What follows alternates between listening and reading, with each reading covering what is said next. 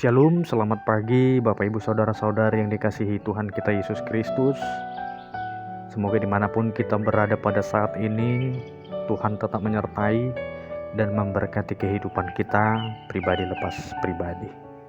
Seperti biasa Bapak Ibu, sebentar sebelum kita melanjutkan aktivitas kita untuk satu hari ini, mari kita awali aktivitas kita untuk bersekutu mendengarkan firman Tuhan yang boleh kita dengarkan pada hari ini. Untuk itu, mari kita satukan hati pikiran kita berdoa.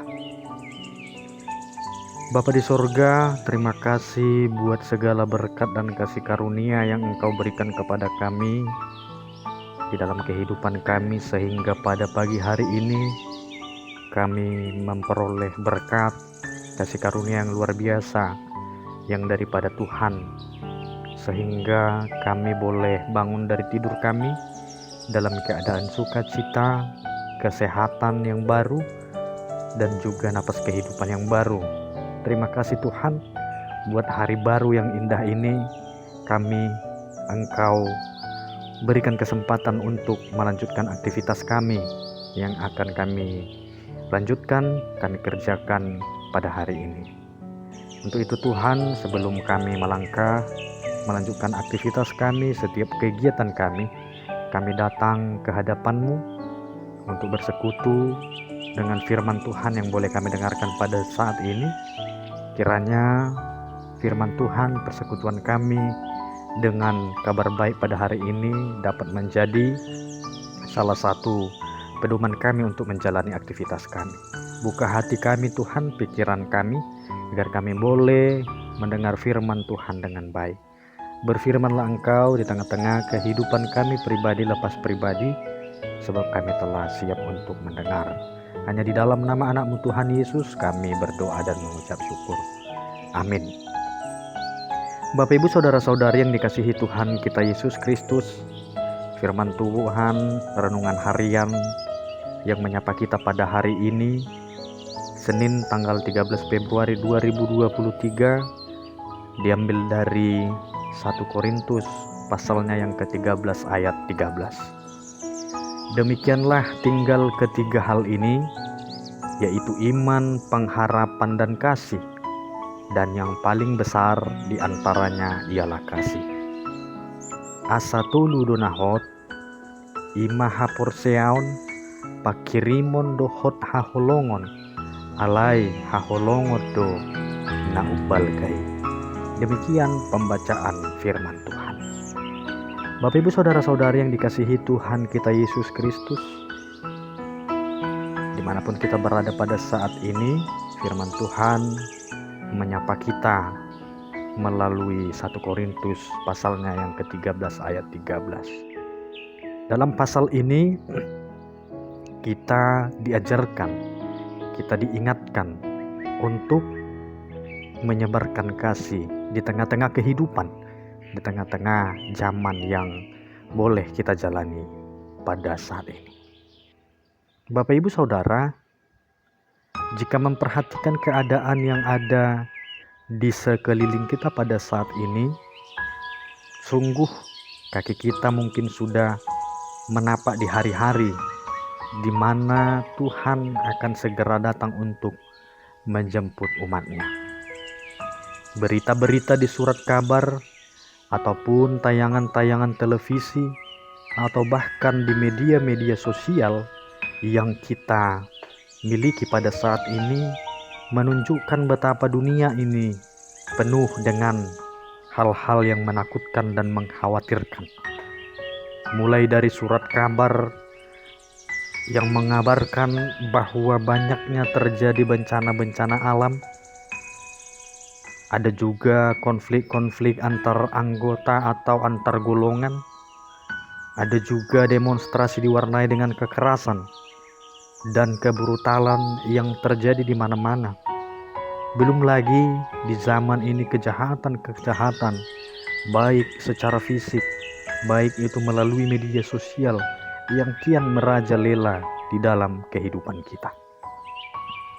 Dan sampai pada ini juga, sekarang ini boleh dikatakan manusia akan mencintai dirinya sendiri dan lebih memilih untuk menjadi hamba uang.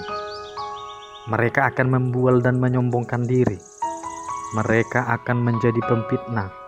Mereka akan berontak terhadap orang tua dan tidak tahu berterima kasih, bahkan tidak memperdulikan agama, tidak tahu mengasihi, tidak mau berdamai satu dengan yang lain, lebih suka untuk menjelek-jelekkan orang dan tidak dapat mengekang dirinya.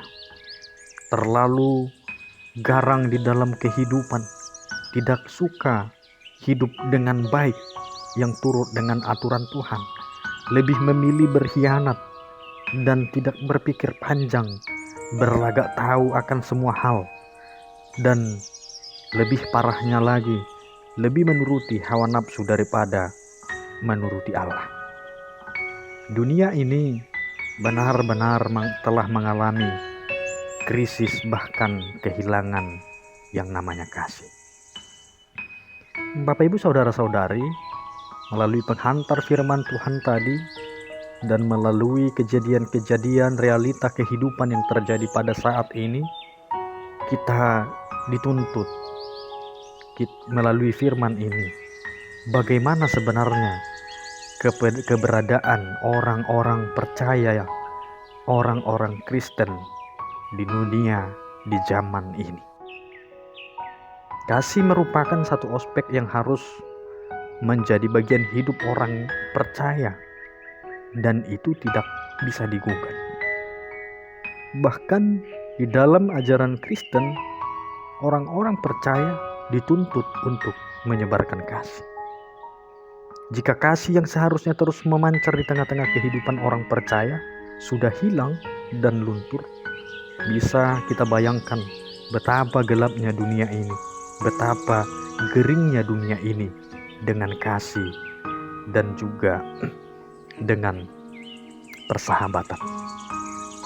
Bapak Ibu Saudara, di saat kasih itu sudah hilang, sudah dapat kita gambarkan dan boleh kita tebak, yang muncul di dalam kehidupan orang-orang yang tidak memiliki kasih adalah memiliki sifat egois, memiliki sifat yang sombong, dingin, bahkan kejam, dan mungkin tidak ada lagi yang punya perasaan dan tidak mau mengerti dengan orang lain bahkan sekitarnya.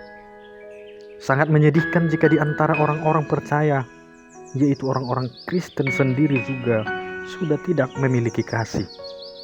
Padahal seperti yang kita katakan tadi, dalam ajaran Kristen, tugas dan tanggung jawab orang-orang Kristen di tengah dunia ini adalah menjadi berkat dan menunjukkan kasih itu kepada dunia dan sekelilingnya. Bapak Ibu saudara-saudari, itulah sebabnya Tuhan tak henti-hentinya dan begitu tegas menuntut agar kehidupan orang percaya dipenuhi dengan kasih. Mengapa? Karena pertama, kasih merupakan dasar yang utama seluruh pengajaran Injil Kristus. Bapak Ibu saudara-saudara, melalui surat ini kita juga diajarkan bahwa pada saat itu jemaat Korintus ditegaskan oleh suratnya dari Paulus bahwa meskipun seorang dapat melakukan segala sesuatu, yang memiliki karunia yang hebat, yang dapat menyembuhkan orang sakit, bisa berbahasa malaikat, memiliki pengetahuan dan menguasai isi Alkitab, sudah melayani Tuhan sampai ujung bumi, tidak ada artinya jika ia tidak memiliki kasih. Mungkin melalui firman Tuhan ini kita juga diingatkan kembali, diajarkan kembali apa sebenarnya maksud dan tujuan kita hidup di tengah-tengah orang percaya, atau bahkan kita hidup sebagai orang percaya yang kita yakini kita hidup di dalam Kristus. Melalui firman Tuhan ini kita diajarkan bagaimana sebenarnya kehidupan orang-orang Kristen yang percaya kepada Kristus harus menjauhi hal-hal yang merugikan orang lain. Dari firman ini kita dituntut untuk penebar kasih di dalam setiap perbuatan kita. Maka dari itu Bapak Ibu, saudara-saudari yang dikasihi Tuhan kita Yesus, dimanapun kita berada pada saat ini, apapun yang kita kerjakan pada saat ini, apapun posisi kita pada saat ini, maka mari kita bersama-sama melakukan kasih itu di tengah-tengah kehidupan kita, di tengah-tengah kehidupan orang lain. Biarlah kita boleh menjadi penyebar-penyebar kasih, penyebar-penyebar berkat, dan dapat bermanfaat bagi kehidupan kita. Selamat menjalani aktivitas untuk satu hari ini. Selamat menghidupi firman Tuhan di dalam kehidupan pribadi lepas pribadi. Amin. Kita bersatu di dalam doa. Bapa di surga, terima kasih buat sapaan firman Tuhan yang boleh kami dengar pada saat ini Tuhan, yang datang dari 1 Korintus 13 ayat 13, yang dimana Engkau mengajarkan kami, mengingatkan kami sebagai umat pilihan Tuhan, orang-orang percaya harus menerapkan kasih di dalam kehidupan kami sehari-hari. Untuk itu Tuhan, ajar kami untuk tetap teguh, untuk tetap kuat menyalurkan kasih yang boleh kami salurkan dari kehidupan kami, agar kami boleh menjadi perpanjangan Tuhan untuk menyebar berkat di tengah-tengah kehidupan kami, lingkungan kami, bahkan dunia kami pada saat ini. Terima kasih Bapa di surga. Kami mengingat kepada kehidupan kami, saudara kami, keluarga kami pada saat ini Tuhan, kiranya Engkau berkati, kiranya Engkau terangi setiap langkah jalan kami yang boleh kami jalani pada satu hari ini. Kiranya Tuhan bimbing kami agar kami boleh menjalaninya dengan penuh kasih dan damai sejahtera. Bapa di surga, terima kasih juga kami ucapkan kepadamu Tuhan, di mana kami bersama dengan keluarga kami, saudara kami pada saat ini boleh mendoakan keluarga kami yang mungkin pada saat ini di dalam pergumulan, di dalam permasalahan. Kami datang ya Tuhan, kiranya Engkau yang memberikan kebijaksanaan kepada keluarga kami, saudara kami, agar mereka boleh mendapat hikmat dan melewati setiap pergumulan permasalahan yang datang ke kehidupan pribadi mereka. Bapa di surga, kami juga mengingat keluarga kami, saudara kami yang mungkin pada saat ini tidak dapat melakukan aktivitasnya seperti biasa karena keadaan sakit.